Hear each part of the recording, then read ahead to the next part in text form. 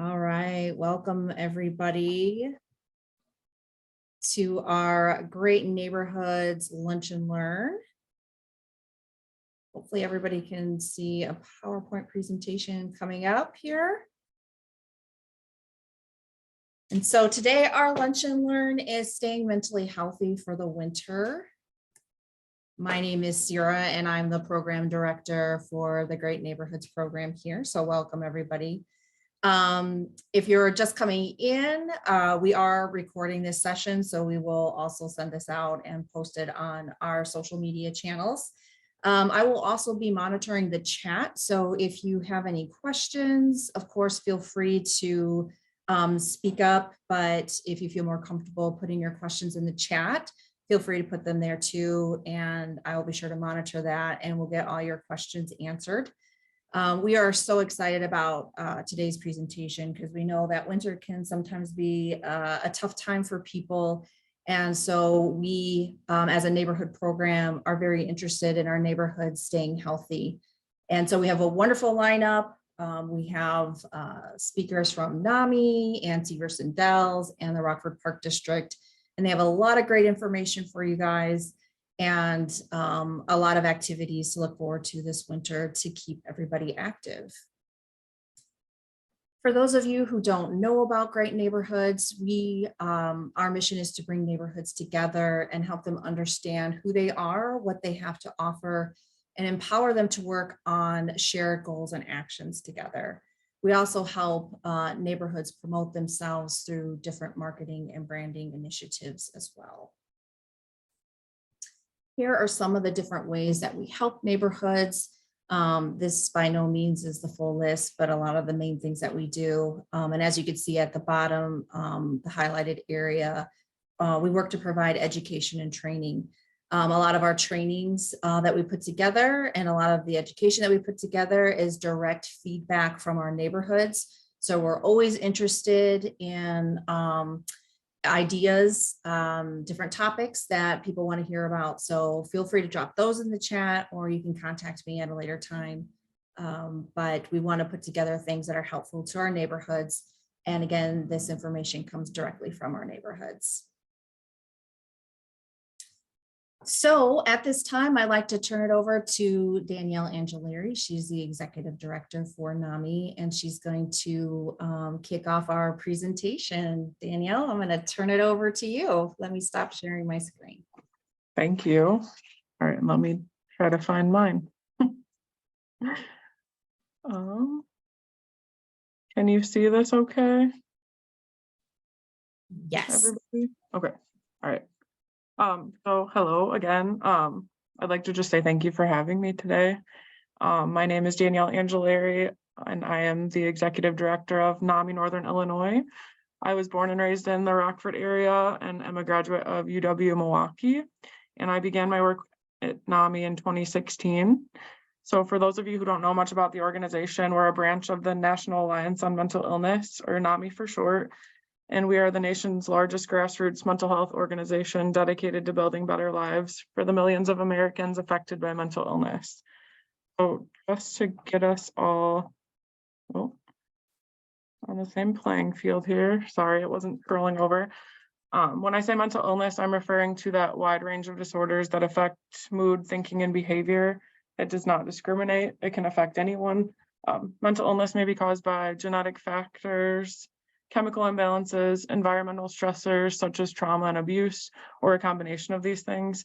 And these illnesses can really impact an individual's ability to function in society. So 1 in 5 adults live with a mental illness in the US. I'm starting to hear 1 in 4 actually more often now. So think depression, anxiety, bipolar disorder, schizophrenia. So signs and symptoms and severity of these illnesses differ from person to person. But with the proper care, people can successfully manage symptoms of these illnesses and many people can recover. With that being said, NAMI believes that mental illness is no one's fault. A holistic view of a person should be taken into consideration upon treatment. The emergence of mental illness is traumatic and the best mental health care is collaborative. So just a little bit of our history. NAMI was created in Madison, Wisconsin in the late 70s after two women named Harriet and Beverly became friends as they were caring for their adult sons living with schizophrenia. There were really few treatment options, a lack of resources, and little support for them. And as they began to support one another, they were finding like-minded individuals, and that's kind of how NAMI was born. The Northern Illinois chapter was formed in a very similar fashion by families touched by mental illness, many with adult children as well, in 1984. And we serve Winnebago, Boone, and also offer support to Stevenson and Joe Daviess counties. We're one of 650 independently standing affiliates through the United States. Since NAMI's beginning, we have established ourselves as the largest and strongest grassroots mental health advocacy organization in the nation. Dedication, commitment, and constant belief in our mission have strengthened communities and helped millions of people. We know that the path to recovery lies with individual, family, community education, peer support, common sense public policy, and the promotion of public awareness. And while we all might not live with a mental illness, we do all have mental health. So our mental health is our emotional or psychological state or our well-being. And good mental health, we're resilient, can maintain healthy relationships, and make sound decisions. Our mental health is always externally influenced by experiences, and even though we might go through difficult patches and experience poor mental health, that does not mean we have a mental illness. But I can bet that we can all really relate on different topics related to mental health. We could go on and on probably about that. And I know we've all experienced stress, grief, anxiety at some point in our life, and maybe some of us even periods of depression. So I just wanted to take a minute to decipher between those experiences because I know that it can be hard to kind of put a name to them sometimes. So I just want to start with stress. So this is defined as any kind of change that causes like physical, emotional, or psychological strain. So stress is our body's response to anything that really requires action, but this can be resulting from adverse or like really demanding circumstances. So we all experience stress to some degree. I'm not going to ask you what stresses you out because I know we should be a little interactive, but I'll wait till a little bit later to do that. But the way you respond to stress, however, really makes a big difference to your overall well-being. Next, we have grief. So grief is that natural reaction to loss. Grief is both universal and really, really personal experience. Individuals experience grief in a very, very different way from one another, and that's just with the nature of loss. Some examples of loss include death of a loved one, the ending of an important relationship, job loss, loss through theft, loss possibly of like independence via a disability. The list goes on. And just some different common reactions are that shock, disbelief, denial, anxiety, distress, anger, periods of sadness, loss of sleep, loss of appetite, etc. So just switching gears a little bit to anxiety and depression. So occasional anxiety is a normal part of life, right? We've all experienced that. Many people worry about things such as health or money or family issues, but anxiety disorders involve more than temporary worry or fear. For people with anxiety disorders, the anxiety does not go away and can get worse over time. Often it can come out of nowhere. These symptoms do interfere with daily activities such as job, school, relationships, functioning in general. And then depression is our most common serious mood disorder, and there are a bunch of different types. I just want to mention two because there are several more, but the major depression, which includes a lot of these symptoms being involved, occurring day to day for over 2 weeks. And then seasonal affective disorder, which I'll just touch on later. And I know that one of my co-presenters is also going to touch on that, so I won't go into much detail, but so this comes with the seasons, and it does start late fall, early winter, going away in the spring and summer, but it can happen with other seasonal patterns too. So not everyone who is depressed will experience all of these symptoms. Some people experience only a few, while others may experience many. And the severity and frequency of symptoms really differs from person to person as well. But, you know, if you do experience these things for over 2 weeks ongoing, might be a good time to check in with a doctor. With all of that being said, I know I don't speak for myself when I say that the past few years have been tough. And here comes the winter and the holidays, the seasons that can be the most wonderful time of year for some, but for many it can be the most difficult. And there are a variety of reasons for that. You might not feel so merry and bright right now, but do you have like a jam-packed calendar? Are you working on deadlines at work? Have you lost a loved one recently? Those sunless winter days, I can see it outside right now, really have an impact, or all of the above. So according even to some different studies by the American Psychological Association, about 40% of people surveyed said their stress increased around this time. And that does cause things like physical illness, depression, anxiety, substance misuse. Some of the reasons people were giving were lack of time, financial pressure, gift giving, and family gatherings. And to make matters worse, a study done by NAMI, our national office, noted that almost 70% of individuals with mental illness felt that their conditions worsened around this time too. However, there are ways that we can prepare ourselves and hopefully deflect some of the increased stress. It's important to realize we do have some control. However, it's equally as important to realize that even if we put these ideas into practice and continue to feel overwhelmed or symptomatic, professional help is available.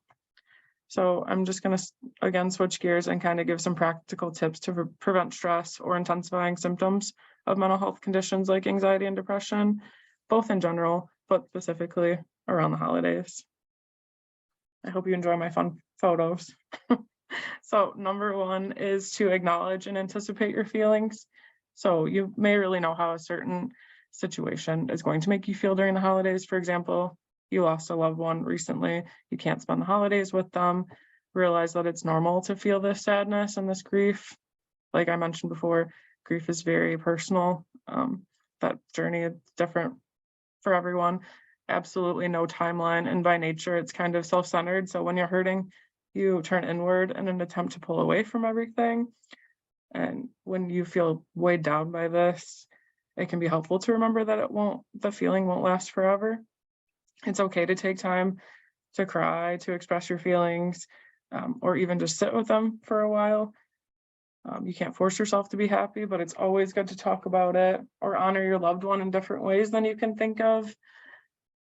Get out in front of your emotions and kind of plan ahead of time what strategy you can use when it gets overwhelming. So just an example, is it possible to take a walk outside for 15 minutes when you start to feel down? Do you have a safe person that you can call when you're starting to feel overly emotional? Can you use a journal to write out your feelings? Just creating this type of safety plan can really help your future self. Number two, look at that puppy and that baby. Just get plenty of rest. So sleep is foundational to our well-being. A lack of sleep can cause issues with regulating your emotions and leave you feeling irritable. I know that I get really extra cranky when I don't get sleep, so I don't know about you guys. Sleep problems can lead to many changes in your mental health, but on the flip side, mental illness can make sleep problems worse. If you have trouble with your sleep, you can try things like disconnecting from technology early, monitoring your caffeine and alcohol intake, and establishing a concrete sleep-wake cycle. But if all else fails, you can reach out to your doctor. Sometimes people have more problems with that.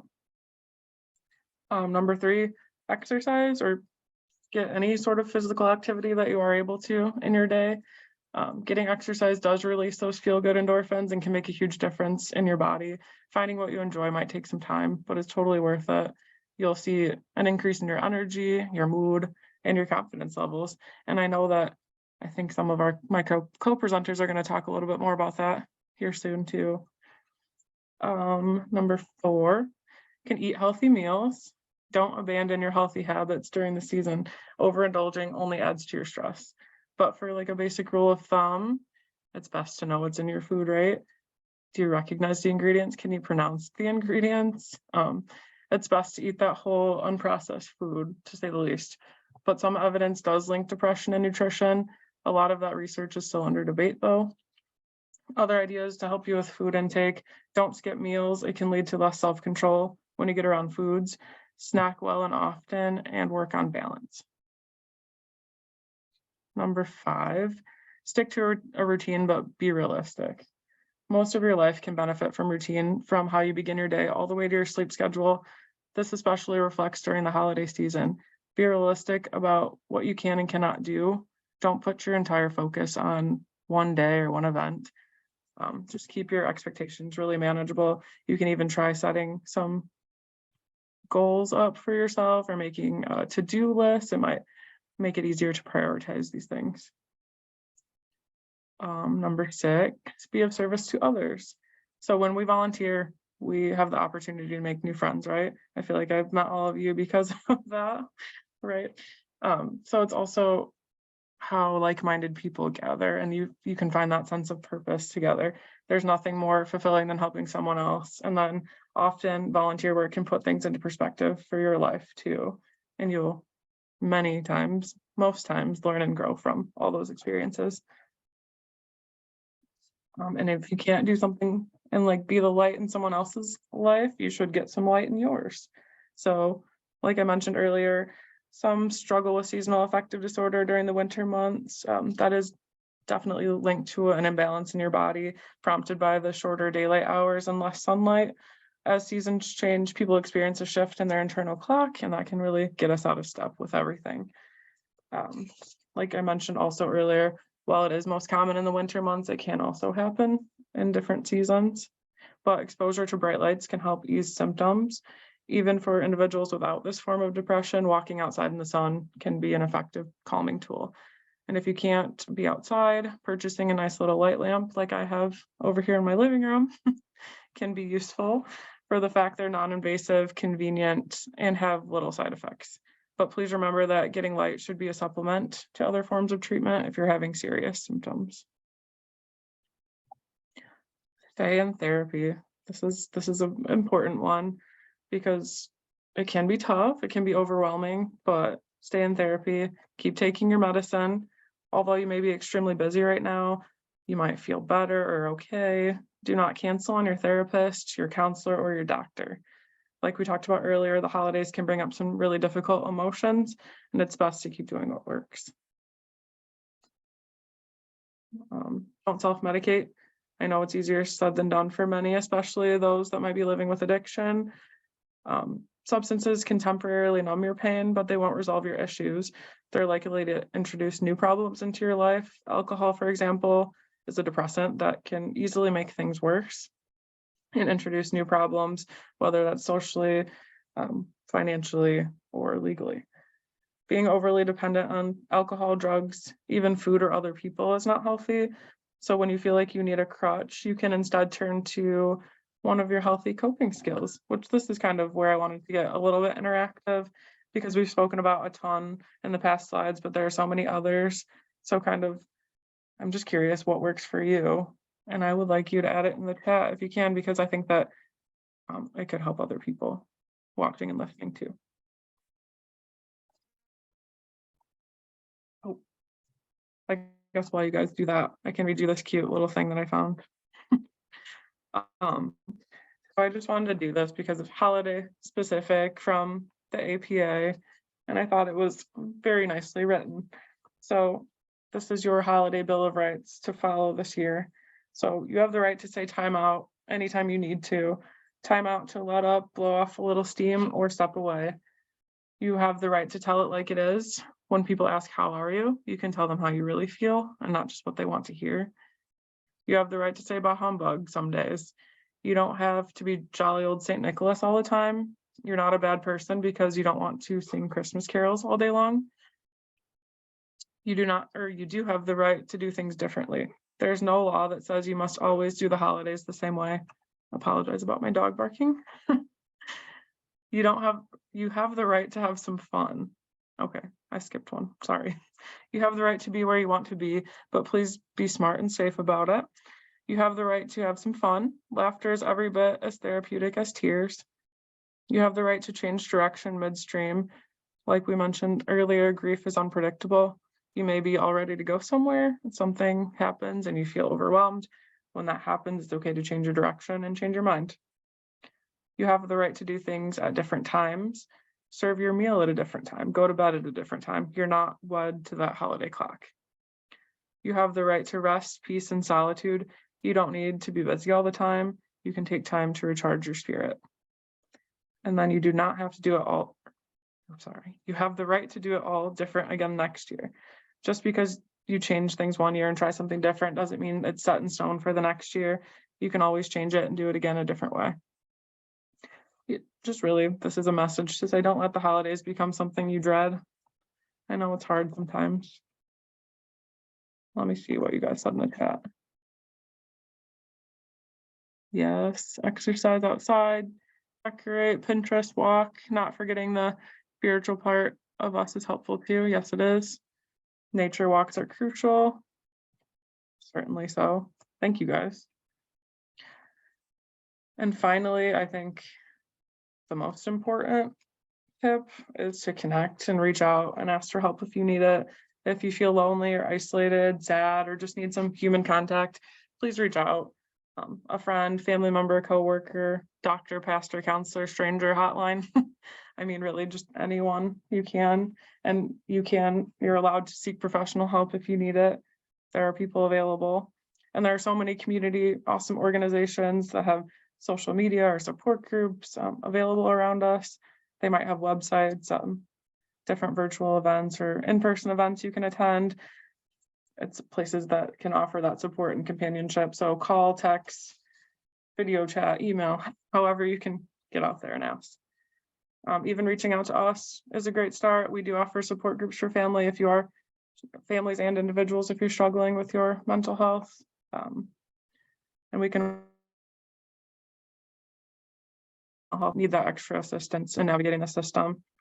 And my final tip before I leave you today, I hope I didn't go over time, but just on that same note, there are people in your life that would benefit from you reaching out to check on them as well. So thank you. And you can contact me anytime. Let me see if I can unshare this. Awesome. Awesome. Thank you so much, Danielle, for that information. It is so helpful. And it's a good reminder for all of us who may have heard these things before. I think for me, just being completely transparent, like fighting that feeling that reaching out makes you weak or makes you feel weak, and to like push past that feeling and reach out to somebody and use the tips that you've suggested. So I know that's something in my own life I had to remind myself that is not a person of weakness to say I need somebody to talk to. So does anybody else have any questions for Danielle before we move on to our next speaker?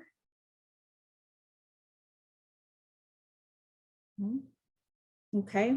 Well, if you think of something in the meantime, feel free to put it in the chat and we can always go back and answer those questions. So right now I'd like to turn the microphone over to Anne. She is the executive director over at Severson Dells, and she has a lot of great information for us too. So Anne, you are up next. All right, wonderful. All right. Oops. Still muted. There we go. Perfect. Good afternoon, everybody, and thanks for making time. Kind of piggybacking a little bit on some of the things that Danielle shared. I know a lot of people get kind of those winter blues, especially on very gray days like today. But there are some things you can do to help with that. One of the biggest things, again, Danielle mentioned, but things that start happening this time of year is seasonal affective disorder, which is not considered a separate disorder from depression, but it is seasonally related. It tends to occur more often in women than men, and occurs more often in people living in higher latitudes, so more northern latitudes. So more likely to occur here than those that live in Florida. And that's just that, amount of light that you're getting per day, et cetera. And it actually does occur in the summer as well, but it is much more likely to occur in the winter. So that sadness, irritability, fatigue, difficulty like getting going on things, those kinds of things that that can happen. I mean, I think to some extent they probably happen a little bit to all of us in different forms or fashions, but there are definitely things that you can do about it. And getting outside is a big way to be able to do that. And it does for a lot of different reasons. So time outside decreases your cortisol levels, which is one of your stress hormones. It decreases your blood pressure, and research has found that even just 10 or 15 minutes outside works wonders in that. The goal is to get at least 120 minutes a week outside should be kind of your target. And whether that's 10 minutes at a time or 20 minutes at a time, 60 minutes at a time, whatever works for your schedule. It also increases your endorphins, so your happy hormones, so that decreasing stress and increasing happy, it's got to be a good combination, right? But it also increases your vitamin D. So like Danielle mentioned, getting light. We know that we don't have that many hours of daylight this time of year as we approach the solstice. So making the most of the daylight hours that you have so that you can get that vitamin D, because vitamin D is also a good kind of fighter of depression as well.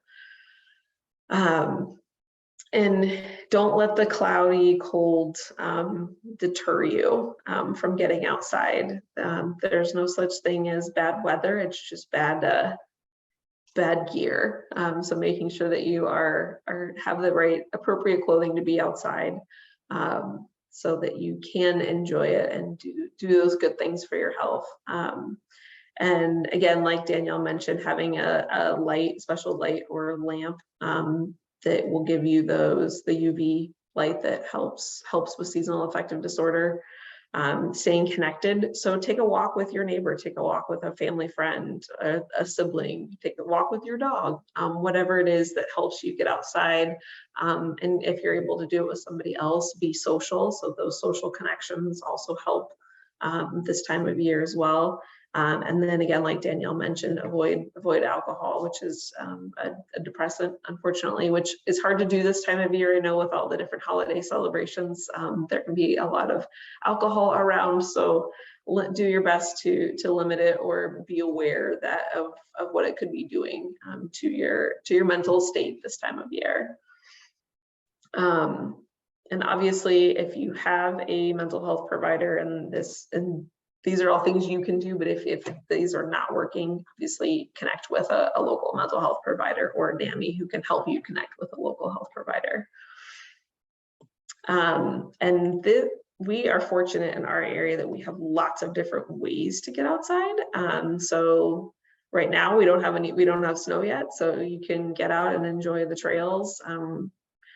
815 outside is a great place to start. So you can check out that as kind of a one-stop shop to find out all of your local trails. So it's got Park District walking trails, it's got Forest Preserve trails, Nature at the Confluence, which is up in South Beloit, depending on where you're located.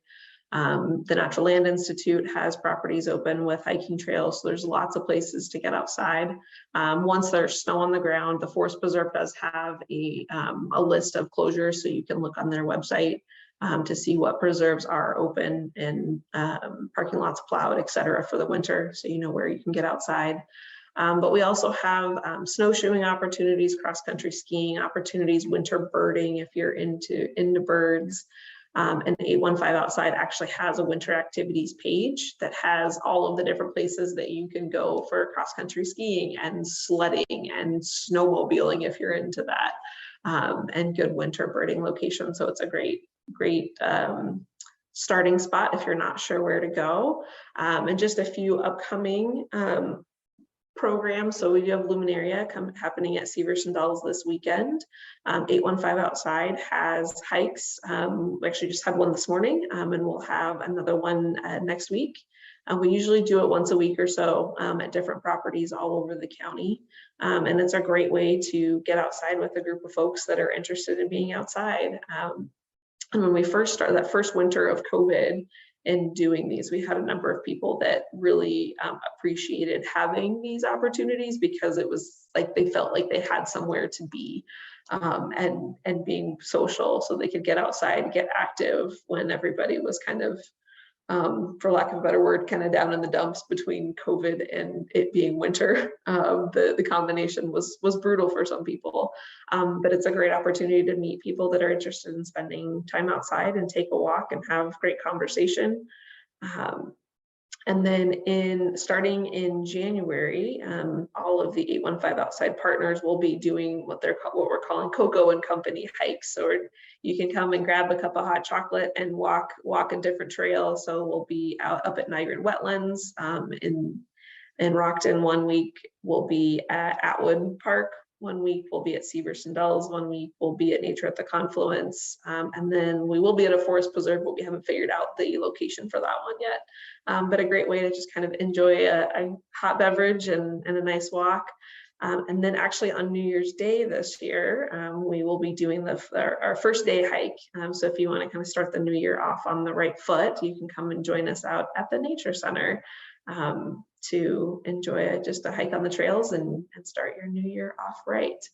But there are so many places to play outside in this area, and definitely take advantage of it. And again, if you aren't sure kind of who's doing what, 815 outside is a great starting point because they do have an updated events page, so you can see what's happening every weekend and where you can go do something outside for free or very low cost.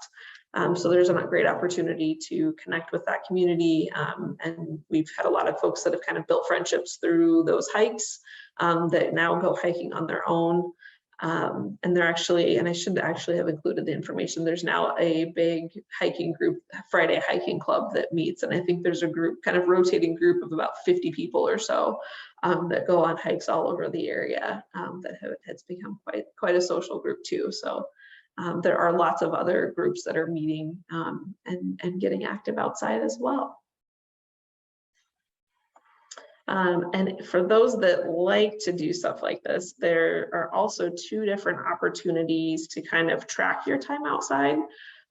So locally, we have partnered with ParkRx America to set up a Parks prescription program that actually allows you to work with your healthcare provider to set up a nature prescription.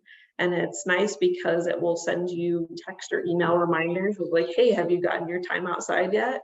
And you can report whether or not you have or not. And it actually goes back to your healthcare provider, so they can kind of help you be accountable for getting that time outside. And that's available for mental health providers, but also regular general practitioners, pediatricians that are interested in doing this. And UW Health locally has been really good, and it's actually part of their prescription system now. So if you are in the UW Health system, definitely talk to your healthcare provider about that.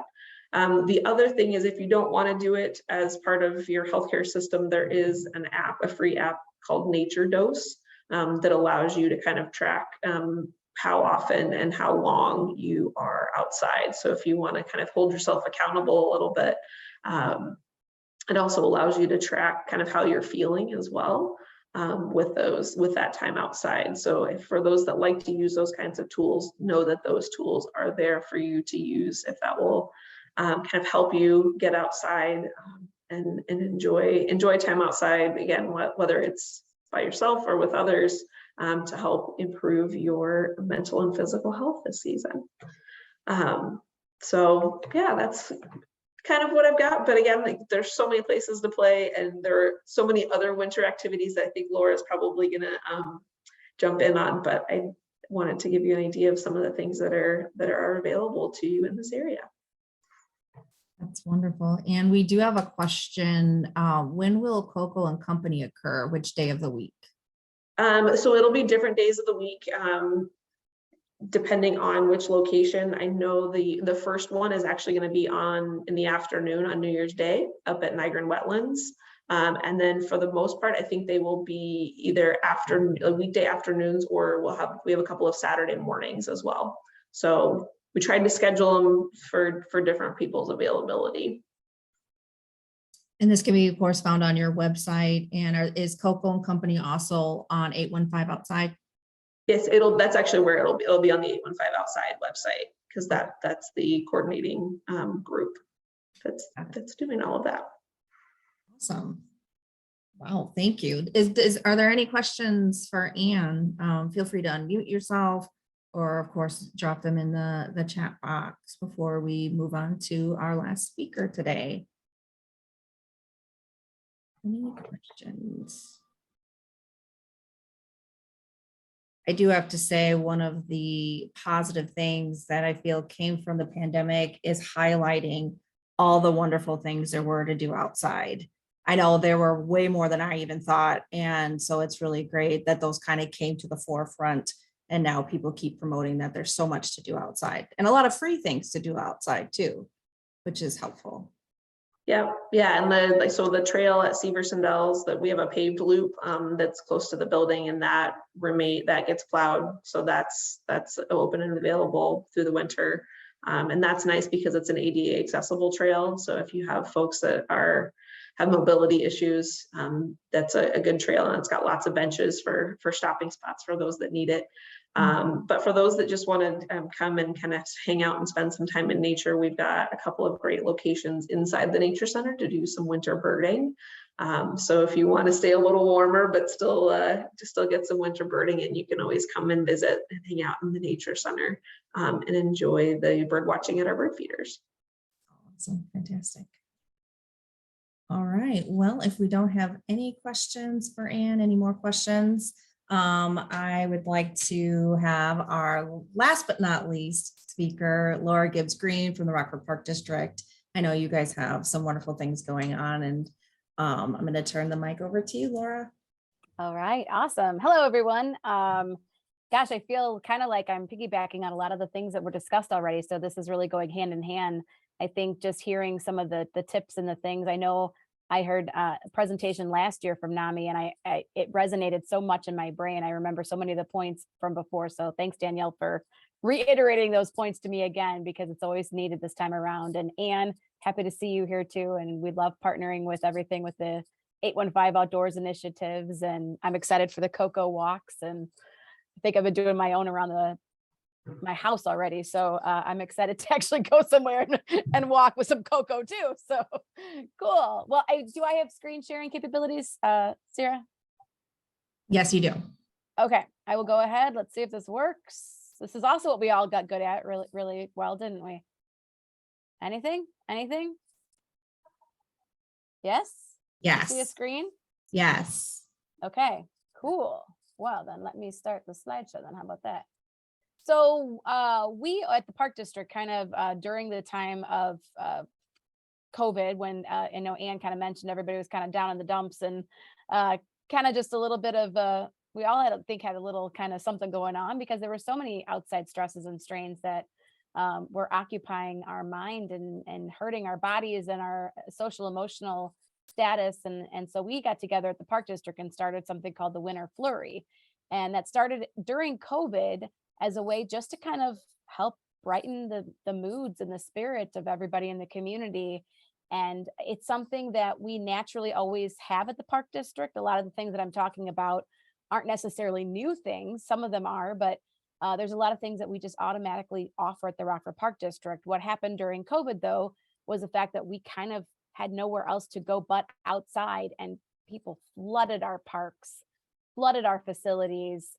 When they were able to be used, obviously we had to shut down some of our playgrounds and some of our assets for a while during COVID. But when we started getting things operational again, everybody was just coming back, because it was this kind of renewed sense of what the outdoors bring and all the benefits of being outdoors. And so that's something that is kind of still remaining. I think we can all agree on. That's something that we're still continuing on with today. So happy to share a couple more things about what you can do during these winter months in the Park District. Obviously, one of our big attractions that instantly puts a smile on your face is All Aglow. And this is at Nicholas Conservatory and Gardens. Outside, we've got about 300,000 lights that are on. And just absolutely outstanding. The team outdoes themselves year after year. There's a lot of new elements, so it's never the same thing twice. I think they told me they added some stuff kind of along towards the river this year. So that's kind of the newer assets and newer images that they said. There's some new lights along the right side, river side of the conservatory. So that's going on outside. And then on Friday, inside, the conservatory has now been transformed into this beautiful world called Sinisippi Station. It's kind of a G-scale garden train display. And the cool thing, as this train goes around the conservatory, it passes by little stops that we all know, like the Coronado Theater or other landmarks that are very important to all of us who are born and raised here in Rockford, as I am. So it's nice to see. Also, too, if you're looking for that warm spot and you just need to be warm, the inside of the conservatory is usually about 75 degrees, 70-ish degrees. So if you need to not book a flight, this is a cheaper way to go, I guess I would say, because you can instantly go in and get a little nice taste of the tropics. Enjoy, just sit there. I sit by the fish often and just kind of zone out for a couple of minutes just to kind of get my mental brain break. And it just kind of renews you a little bit. So indoors and outdoors, a lot going on at Nicholas Conservatory and Gardens. Also, this is something that started during 2020, but our team of talented team members here at the Park District is always thinking of different things. And we decided during COVID, what's something that we could do to kind of just spread a little holiday cheer throughout the neighborhoods, because everybody was staying close to home and didn't really venture out too much. And so we started this initiative called Making Parks Bright. And it just kicked off on December 1st. And what this means is it's just a way for us, again, just to spread a little seasonal holiday cheer, put some light displays out. So we've got them this year at Brown Park, Fairgrounds Park, Sand Park Pool, Wants Park, and Washington Park Community Center. And we've been switching kind of the locations up. We did this the first year we did this at Wants, or last year we added Wants Park, and we got a lot of people from, there's a couple high-rise buildings nearby, some senior centers, and they wrote us letters and just raved about this because, again, it was something that they could look outside and see and just smile. And it was the first time that they got to have that experience right there in their backyard, which is really cool. So check that out. Just cool little fun light displays. Again, our talented forestry team and parks team are the brains and the know-how to make all this happen. So these are just two of the highlighted parks that I mentioned there.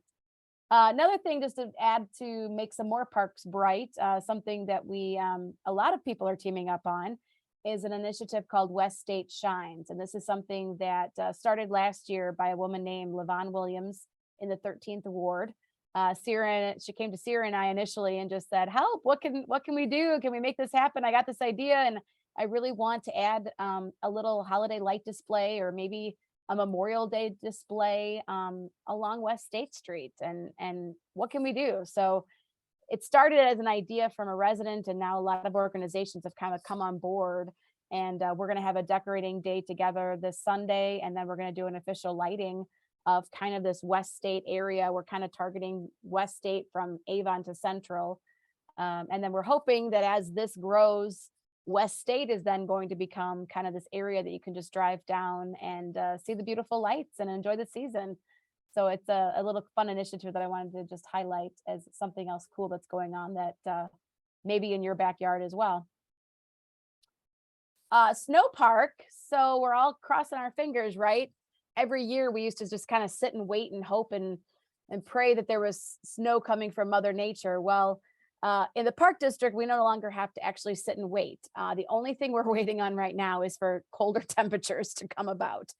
We've got to build, we can make our own snow. We have snow guns that are at Alpine Hills.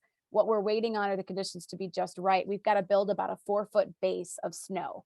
And a lot of that snow that comes to Alpine Hills is made in the overnight hours because that's when the conditions are pretty much perfect. So if you drive by Alpine Hills sometimes late at night, you'll probably see the lights on and maybe some snow being made because we got a lot we got to make. So a couple of years ago, we've invested in snow guns for not only Alpine Hills, but we also make snow for this snow sculpting competition that goes on at Sinisippi. So now we don't have to rely on Mother Nature as much for the amount of snow. We just have to pray that we get some colder conditions. So I know we don't want to hear that necessarily. That probably doesn't help a lot of our moods, but at the Park District, we're hoping for like the 20s to 20-degree temperatures to come around here real soon, so that we can get operating the snow park. It's been all over the place as to when operations begin there. I don't have a date for anybody as to when it's going to be opening, but this is a great place for tubing.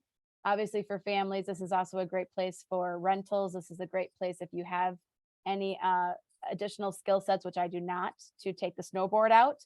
We also have lessons that take place there so you can learn. And then new last year, what we started was just kind of a little toddler area. So it's a cute little fun little toddler run for the little ones. And it just kind of is a nice way for them to kind of gradually move over to the big hill and go down the lanes at a much faster pace. So that's something that we're looking forward to as soon as we can. As part of the Winter Flurry campaign too, the one thing we do have to rely on Mother Nature for is some snow to help us with our Glow Man kits. All throughout the Park District, a lot of our facilities, you'll see these little kits. We kick them off at Stroll on State. We've got 2,000 kits that are out and about. These are free to anyone in the community, thanks to Collins Aerospace. And in there, you will find all the things that you need to make a glow man, including a glow stick. So very fun, something that we came up with that's new this year. Again, it's another way that we're going to just kind of smile through the winter months and go, oh my gosh, cool. I love that snowman. Oh, what a great idea. Families getting together, making these snowmen together, using their creativity. And then we've provided all the resources that they need right here in order to do that. So stop by any of our customer service locations and a variety of places throughout the Park District if you want to pick up one of those free kits. Have it ready for when we get our first big snowfall.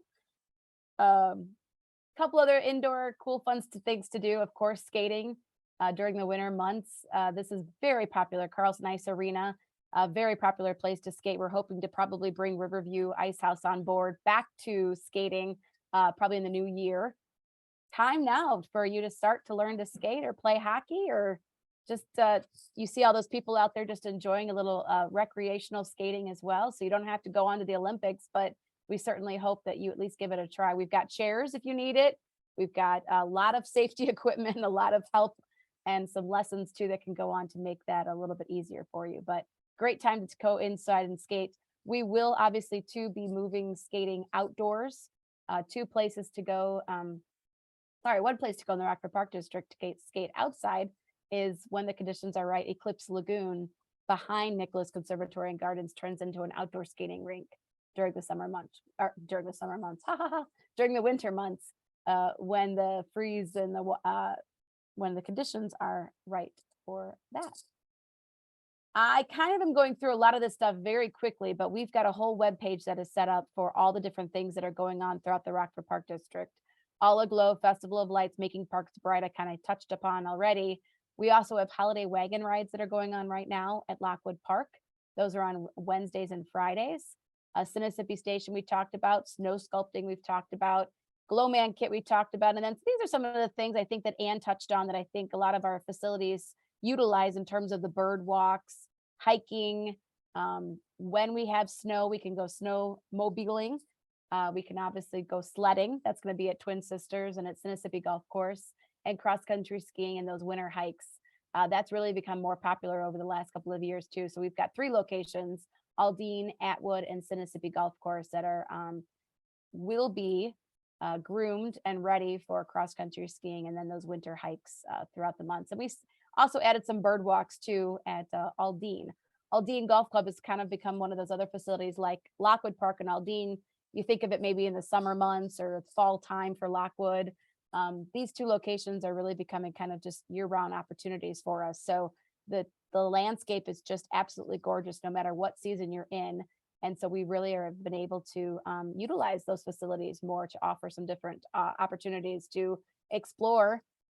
We had a bird walking one weekend and it was sold out, at Aldine Golf Club. So one of our commissioners, Jack Armstrong, just loves the bird watching, and he's such an expert with it all. So he's usually the one who leads us for some of the bird walks, and it's great. So winter fun is the place to go. So rockfordparkdistrict.org/winter fun is kind of the hub for all of the different things that are going on. I barely scratched the surface, and we keep adding more and more and more and more and more activities and things that are coming on board. So this is kind of a constantly growing page of activities to do during the winter months. Also will be a hot spot to kind of learn when some of these things like Alpine Hills open and are ready for you to enjoy too. So come out and play with us. We have, 180 different parks. We have like 73 miles of trails. I think that's something that we keep, obviously, the trails groomed. We keep the sidewalks clear as best we can. Our team work year round to keep those recreation paths. That's not something that closes during the winter months. You can walk, you can run. We still have so many people that are out enjoying the riverfront area and all of our recreation paths during the winter months. And that's just exciting. So find a way, as we've all said, to just kind of take 5 minutes or however long you want to just get outside, help leave the stresses of your day-to-day life behind for a few minutes and just get outside and recreate and just enjoy life. We've got a lot of opportunities between, I think, a lot of organizations here locally to help make that happen. I don't know if there was any questions. Wow, fantastic. I didn't even realize, Laura, you guys had all this stuff and it keeps going. That's fantastic. That's awesome. I didn't see any questions in the chat. Did anybody have any questions for Laura, Ann, or Danielle? Where is Twin Sisters Park? Twin Sisters is kind of off of Charles Street, tucked back. I don't know the exact address for you at the moment, but yeah, kind of in between Charles. It kind of buffers between Charles and State. It's in between those two locations, but right off of Fairview would be my best description for kind of where Twin Sisters is located there.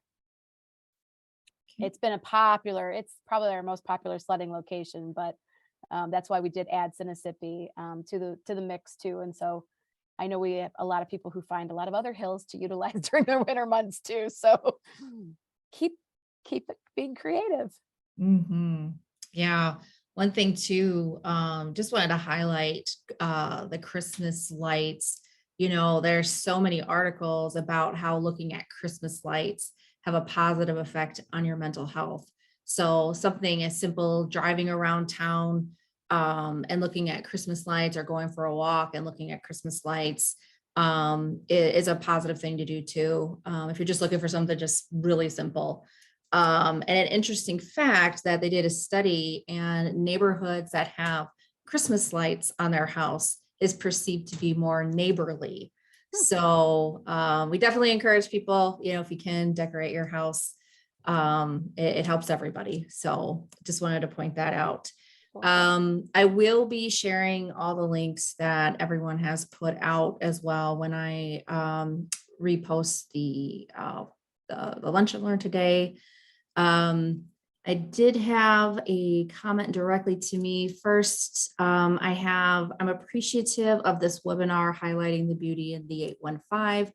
We are blessed with one of the most phenomenal park districts in our nation. And then a question is, what about snow sculpting competition?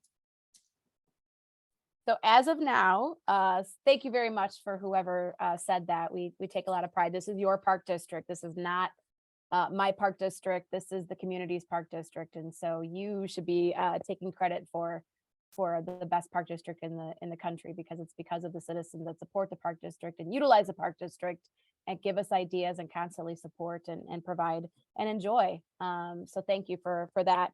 Snow sculpting as of now, again, we're able to make the snow. So as long as the temperatures are right, we could still have snow sculpting. And actually the sculptors prefer us making the snow ourselves. It's a more crisp, pristine product. And so we really are lucky if we can get the temperatures to be where we need them to be. The 18th through the 21st is right now what we're scheduled for snow sculpting at Sinisippi Park. Awesome.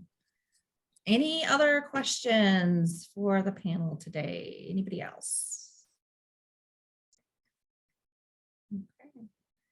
Well, I am so grateful and thankful for you guys being here today, for giving us all this great information and things to do. I know sometimes there's so much to do, it can be overwhelming on where to go and kind of figure that out. So I think this has been helpful and will be helpful in the future.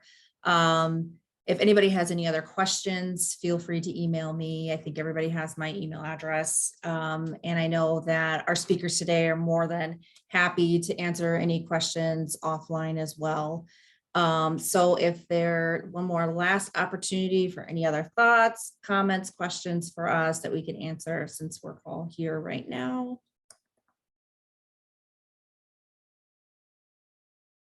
Are there ski rentals? There are ski rentals. And I was gonna say, I think you've got maybe we have some ski rentals. We have snowboard rentals that go on in Alpine Hills. I know that there's a facility in town though that rents the skis. Is that where you were going? Yeah, I was going to say Rocktown Adventures Rocktown, yeah. is your best place to go for ski rentals, unless you're using them at like a Park District facility, and then you can rent them at there. But yeah, Rocktown will rent them from their downtown location. I think they are also renting them from the concessions stand at Rock Cut as well, because they are now the concessionaire at Rock Cut. Yeah. And when we do some of these cross country, there's sometimes some pop-up events and things that happen like at Aldine or things like that. And we will have rentals there sometimes too. The other rental that we're kind of exploring too, I think, is the fat bike. If anybody rides bikes or anything, over the summer months, we opened up trails at Alpine Hills. So we've got the tubing part of things going on, but really there's a whole other area of that park. And we're exploring some opportunities down the road that we can rent bikes there too. Oh, cool. Very cool. And at Atwood too, I believe. All right. Awesome. All right. Well, this officially concludes our Lunch and Learn today. Again, thank you everybody for being a part of this conversation. And I hope you enjoy the rest of your afternoon. Thanks, everybody. Thank you. Thanks, everyone. Thanks, Sarah. Okay, thanks. Bye-bye.